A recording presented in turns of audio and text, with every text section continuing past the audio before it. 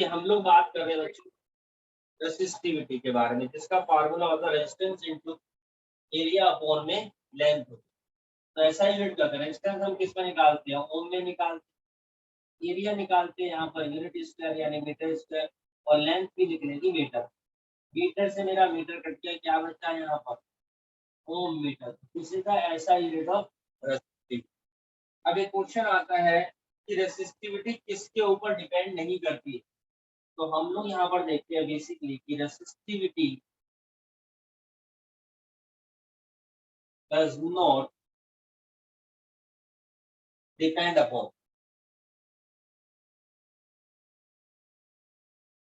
Length के ऊपर और थिकनेस के ऊपर डिपेंड नहीं करती, जबकि रेजिस्टेंस हमारा लेंथ के ऊपर भी डिपेंड करता था और थिकनेस के ऊपर भी डिपेंड करता था, लेकिन रेसिस्टिविटी इन दोनों के ऊपर डिपेंड नहीं करती। सो डिपेंड्स अपॉन, किस चीज के ऊपर डिपेंड करती है, ये डिपेंड करती है एक तो हमारे पास नेचर ऑफ द सब्सटेंस,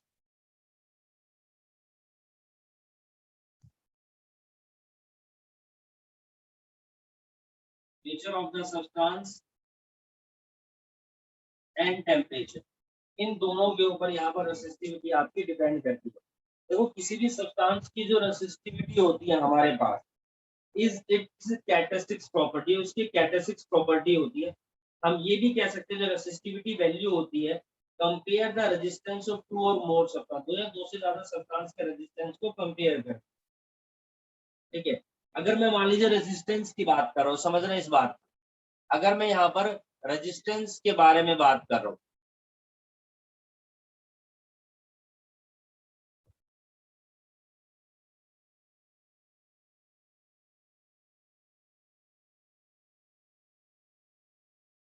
ठीक है, अगर मैं यहाँ पर बात कर रहा हूँ किसके बारे में, रेजिस्टेंस के बारे में बात करता हूँ, इनका कॉन्टेक्ट ऑफ इलेक्ट्रिसिटी, तो इसका मतलब है इलेक्ट्रिकल रेजिस्टेंस। ठीक है, इसी तरीके से अगर मैं रेजिस्टिविटी बोल रहा हूँ तो इसका मतलब है electrical resistivity. And the resistivity जैसे अलग अलग सब्सटेंस की अलग अलग रेजिस्टिविटी होती है। मान लीजिए फॉर एग्जांपल अगर मैं बात करता हूँ यहाँ पर सिल्वर के बारे, समझे, कोई आपसे पूछे सिल्वर की रेजिस्टिविटी कितनी होती है, तो हम देखेंगे 1.60 into 10⁻⁻18 ओम मीटर है। ये यहाँ पर क्या है, सिल्वर की रेसिस्टिविटी है बस। और जैसे जैसे जैसे हम आगे बढ़ते जाएंगे, ये सबसे कम है, तो जैसे जैसे आगे बढ़ेंगे हमारे पास रेसिस्टिविटी बढ़ती चली जाएगी। अगर हम मान लीजिए, तो चलिए मेटल अगर मैं बात करता हूँ किसी अलॉय के बारे में, ठीक है, मान लीजिए बात करते हैं अलॉय के बारे में, मैं नाइक्रोम के बारे में बात करता हूँ।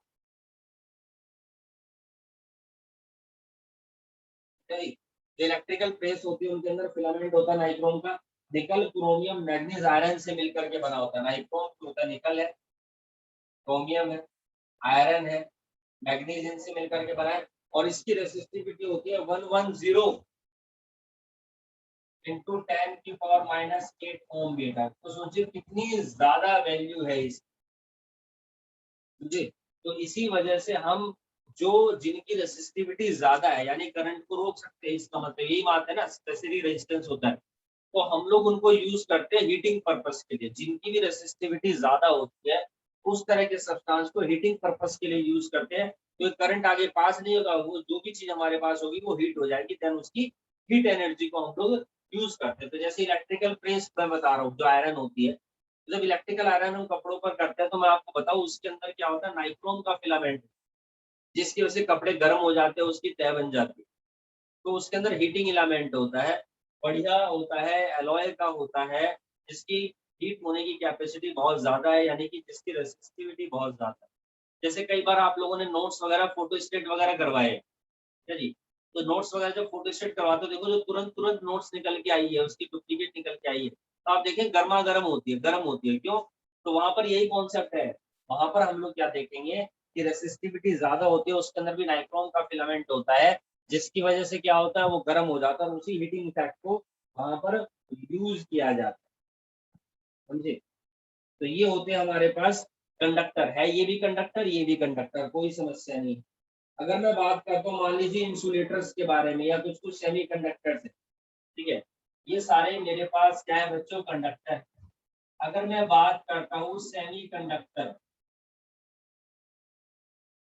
समझिएगा आप लोग, तो सेमीकंडक्टर जैसे सिलिकॉन ले लिया मैंने, 2300 ओम मीटर इसकी रेसिस्टिविटी, समझे। और अगर मैं ले लेता हूँ कोई इंसुलेटर, तो सोचिए कि वहां पर क्या होगा। अगर मैं इंसुलेटर लेता हूँ तो इंसुलेटर में ले लीजिए, मान लीजिए ग्रास ले लेते हैं, पेपर ले लेते हैं, है ना, जो नॉर्मल पेपर होता है हमारे पास। तो पेपर की जो ड्राई पेपर है ना, उसकी जो रेसिस्टिविटी होती है वो होती है 10 की पावर 12 ओम मीटर। तो सोचिए ये तो कितना ज्यादा करंट के फ्लो को क्या कर रहा है, अपोज कर रहा है, यानी कि इंसुलेटर में काउंट हो गया ये तो। अगर इतनी वैल्यू आ रही है तो करंट टच भी नहीं कर पाएगा इसको।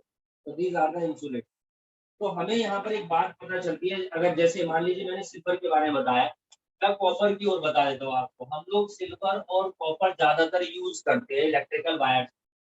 1.6 इंटू 9 इंटू 10 की पावर -8 ओम मीटर, ये कॉपर की रेजिस्टिविटी होती है मेरे पास। ठीक है जी, ओ सॉरी 8 होती है। ठीक है, तो यहाँ पर हम लोग देखेंगे, अरे सिल्वर की भी तो कॉपर की अगर मैं बोल रहा हूँ कि यहाँ पर की resistivity of copper is 1.69 into 10⁻8 ohm meter है। तो इसका मतलब क्या है, इसका मतलब ये है कि हमने कॉपर मेटल की रॉड ली जो 1 मीटर लंबी है और 1 स्क्वायर मीटर उसका एरिया है। तो उसका रेजिस्टेंस कितना होगा, 1.6 इंटू 10⁻⁻8 ओम होगा। समझे, ये उसकी रेजिस्टेंस की वैल्यू है। तो यानी कि कोई भी जो गुड कंडक्टर होता है इलेक्ट्रिसिटी का शुड हैव लो रेसिस्टिविटी, और ये हमारे पास 10 की और -8 में, यानी कि इसकी लो रेसिस्टिविटी ही है। समझे। And a poor conductor of electricity जो होता है उनकी रेसिस्टिविटी बहुत ज्यादा हाई होती है। उनकी रेसिस्टिविटी क्या होती है बच्चों, बहुत ज्यादा हाई होती है हमारे पास। तो इस हिसाब से पता चलता है कि silver metal is the best conductor of electricity. इसकी हम इलेक्ट्रिक वायर बनाते हैं। सिल्वर लेकिन काफी कॉस्टली मेटल है, you know that very well. तो हम कॉपर या एल्यूमिनियम की वायर यूज करते हैं for the transmission of electricity के ट्रांसमिशन के लिए, क्योंकि इनकी हम देखते हैं लो रेसिस्टिविटी है, due to which they are good conductor of electricity. तो हमें ये चीज पता चलती है कि सिल्वर है, कॉपर है, एल्यूमिनियम है और very good conductor of electricity, low resistivity. ठीक है। रेसिस्टिविटी ऑफ एलॉय, अगर एलॉय के बारे में बात करते हैं, much higher than those of pure metal के मुकाबले इनकी ज्यादा होगी, from which they are made. ठीक है, लगभग लगभग 25 times more than of copper से ज्यादा है हमारे पास आपका, जैसे नाइट्रोम है, मैग्नीन है, कॉन्स्टेंटाइन है। तो हम लोग यहाँ पर क्या करते हैं कि जो रेजिस्टेंस वायर्स होते हैं, रेसिस्टर जो इलेक्ट्रॉनिक अप्लायंस में यूज करते हैं, वो क्या करते हैं, रिड्यूस कर देते हैं करंट को इन इलेक्ट्रिक सर्किट में, तो वो एलॉय ही यूज करते हैं। तो उसके अलावा एलॉय जो है नाइट्रोम है आपका, कॉन्स्टेंटाइन है, मैग्नीन है, क्रोमियम है, मैग्नीज के इन सब के बने होते हैं। तो ये 60 times more then that of copper, से 60 टाइम्स ज्यादा है हम देखते हैं इनकी रेसिस्टिविटी। तो जो भी हमारे पास हीटिंग एलिमेंट्स होते हैं, हीटिंग कॉइल्स होते हैं, इलेक्ट्रिकल हीटिंग अप्लायंसेस होते हैं, जैसे कि इलेक्ट्रिक आयरन मैंने बताया, इलेक्ट्रिकल टोस्टर मैंने आपको बताया, वो किसके बने होते हैं, वो एलॉय के बने होते हैं rather than a metal, metal के मुकाबले। जी। तो जैसे नाइक्रोम एलॉय है, मैंने आपको बताया ये किसमें यूज होता है, nichrome heating appliances, heating element होता है किस चीज के अंदर, जैसे इलेक्ट्रिक आयरन है, टोस्टर है, जो इलेक्ट्रिक केटल होती है ना, स्विच ऑन किया, चाय बन गई, उसी में पानी गर्म हो गया। जो रूम हीटर होते हैं, वाटर हीटर होते हैं, गीजर होते हैं, इवन आपने जैसे हेयर ड्रायर यूज किया होगा, उसके अंदर भी होता है। सोचो कितनी तेज गर्म हवा फेंकती है, उसका रीजन यही होता है, सारी इलेक्ट्रिकल एनर्जी कंज्यूम कर लिया, रेसिस्टिविटी ज्यादा है और देन उसको वो हीट में कन्वर्ट करता है। तो nichrome has very high resistivity. ठीक है, produce a lot of heat on passing current. Nichrome does not undergo oxidation, इसीलिए बहुत ज्यादा हाई टेम्परेचर पर भी बर्न नहीं होता है। तो नाइक्रोम बढ़िया होता है। जैसे आपने ना एक वो चीज देखी होगी, मैं बताता हूँ, एक इलेक्ट्रिक हीटर आता है, एक तो हीटर जो गर्मी के लिए होता है, लोग सब्जी में यूज करते हैं, एक वो होता है चीनी मिट्टी टाइप का होता है ना, टॉप व्यू से दिखा रहा हूँ। और उसके अंदर ये देखिए इस तरीके का सांप सा बना होता है ना, यहाँ से ये हैंडल है इसको उठाने के, देखा है आप लोगों ने। और ये जो इसमें गैप होता है और इसके अंदर ना एक लोहे की स्प्रिंग सी डली होती है, तो बेसिकली इलेक्ट्रिक हीटर होता है। तो क्या करते हैं, हम उसको डायरेक्ट प्लग ऑन किया और इसके ऊपर खाना वाना गर्म कर लेते हैं, सेक लेते हैं, बना लेते हैं, सब कुछ कर लेते हैं, हीटिंग होती है जबरदस्त। लेकिन ये ब्रेक हो जाती है, टूट जाती है। कई बार क्या होता है, लो रेजिस्टेंस वाली, लो रेजिस्टिविटी वाली वायर्स को जो वो यूज कर लेते हैं। तो हाई रेजिस्टेंस वायर को, एलॉय को यहाँ पर यूज करना चाहिए। मार्केट में 30-30 रुपए के लोहे के तार आते हैं, उन्हें लगा दिया और उनसे काम चल जाता है, लेकिन इट्स नॉट गुड। हम एलॉय यूज करेंगे तो उनकी लाइफ ज्यादा होती है, जैसे इलेक्ट्रिक रोड होती है पानी गर्म करने, इलेक्ट्रिक गीजर होते हैं, तो उनके अंदर बेसिकली एलॉय यूज किए जाते हैं। इवन जो बढ़िया कंपनी के मोबाइल्स होते हैं उनके अंदर भी एलॉय यूज होता है। हीट होने पर चार्जिंग में उनमें कोई नुकसान नहीं। जैसे सुनते हैं ना, मोबाइल में ही चार्जिंग में ही मोबाइल फट गया, ये सब चीजें हो जाती है, तो उसके रीजन यही होती है, रेजिस्टेंस की कहानी होती है, लो क्वालिटी के यहाँ पर उसके अंदर जो है मेटल यूज करते हैं। अच्छा, सेमीकंडक्टर में मेरे पास सिलिकॉन है, जर्मेनियम है, तो इन बिटवीन कंडक्टर इंसुलेटर होते हैं और डिक्रीज और इंक्रीजिंग द टेम्परेचर। तो ज्यादा कुछ इनके बारे में पूछा नहीं जाता, रेसिस्टिविटी के थोड़े बहुत न्यूमेरिकल उनके बारे में भी हम लोग आपको जिक्र करेंगे। हमारा जो नेक्स्ट टॉपिक है, this is the combination of resistance. अब हम बात करेंगे यहाँ पर बच्चों कॉम्बिनेशन ऑफ रेजिस्टेंस के बाद, कि जो रेजिस्टेंस होता है इनको किस तरीके से कंबाइन किया जाता है, इनका कॉम्बिनेशन किस तरीके से होता है। रेजिस्टेंस बोल दो, रेसिस्टर्स बोल दो, एक ही बात है, क्योंकि रेजिस्टेंस किसी न किसी के अंदर तो होगा ही होगा। मैं कह रहा हूँ रेसिस्टर्स के अंदर रेजिस्टेंस, तो इनको किस तरह से यहाँ पर कंबाइन कर, तो रेजिस्टेंस को दो तरीके से कंबाइन किया जाता है किसी भी सर्किट के अंदर। सबसे पहले तो या तो मैं इनको सीरीज में कनेक्ट करता हूँ, दूसरा मैं इसको पैरेलल में कनेक्ट करता हूँ। सीरीज में कनेक्ट करने का मतलब क्या, मान लीजिए सर्किट है, ये रेजिस्टेंस, ये रेजिस्टेंस, ये रेजिस्टेंस, देख रहे हैं आप लोग, ये मेरा सर्किट, ये मैंने सप्लाई दे दिया स्विच की, तो रेजिस्टेंस है, ये भी रजिस्टर, तीनों एक साथ कनेक्ट है, सीरीज में कनेक्ट है, R1 R2 R3। तो अगर इस तरीके से कनेक्शन तो सीरीज कनेक्शन कहलाता है। तो इसमें जो नेट रिजल्टेंट रेजिस्टेंस होता है, जिसको हम R से डिनोट करते हैं, वो बराबर होता है R1 plus R2 plus R3 के। अगर आपसे कोई कहता है कि किसी भी सर्किट के अंदर टोटल रेजिस्टेंस, नेट रेजिस्टेंस कितना होगा, तो आपको R1 R2 R3 तीनों को प्लस करना पड़ेगा, तो नेट रेजिस्टेंस आ जाएगा। बैटरी है, यानी यहाँ पर सप्लाई दे रखी होगी V, और यहाँ से हमारा करंट फ्लो दे रखा होगा I, कितना फ्लो हो रहा है, तो V है, I है, R है। ओके, तीन चीजें, दोनों में, तीनों में से कोई भी एक चीज गायब कर देंगे, दो दे रखी होगी, न्यूमेरिकल सीधी हो जाएंगे।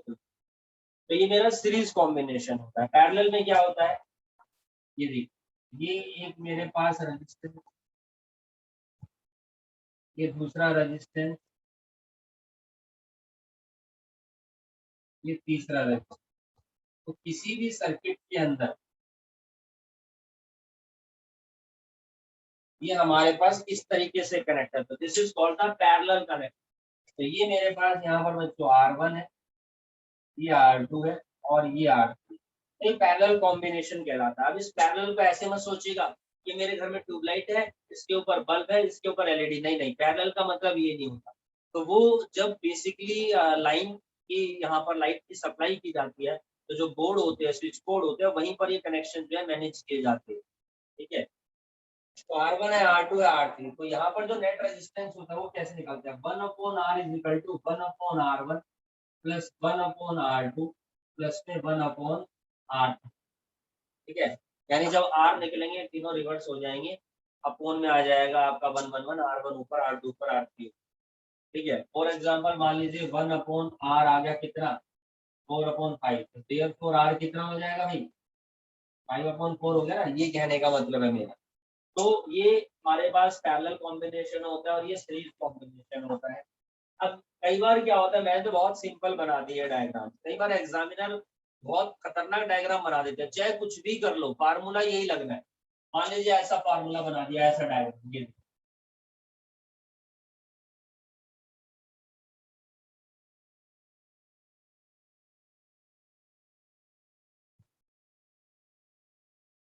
डायग्राम थोड़ा सा चेंज कर दिया, कोई इशू नहीं है, कोई भी फर्क नहीं पड़ता। ठीक है, यहाँ पर क्या किया, ये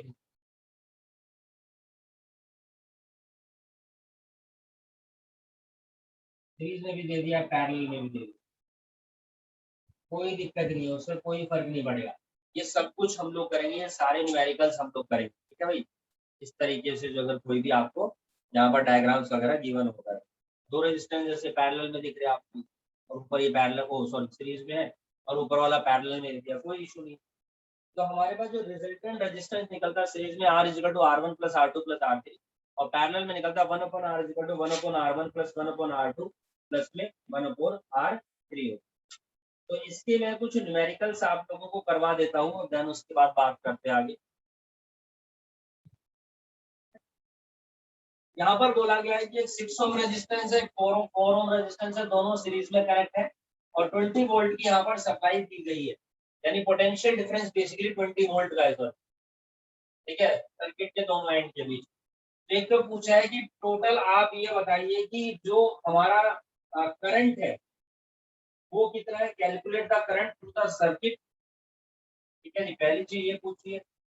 और दूसरी चीज इन्होंने पूछी है potential difference across the 6 ohm resistance. Potential difference पूछा है अक्रॉस 6 ओम, और 6 ओम लिख दिया तो बाय डिफॉल्ट यही है, 6 ओम रेजिस्टर। हरिया सॉल्व करिए इसको।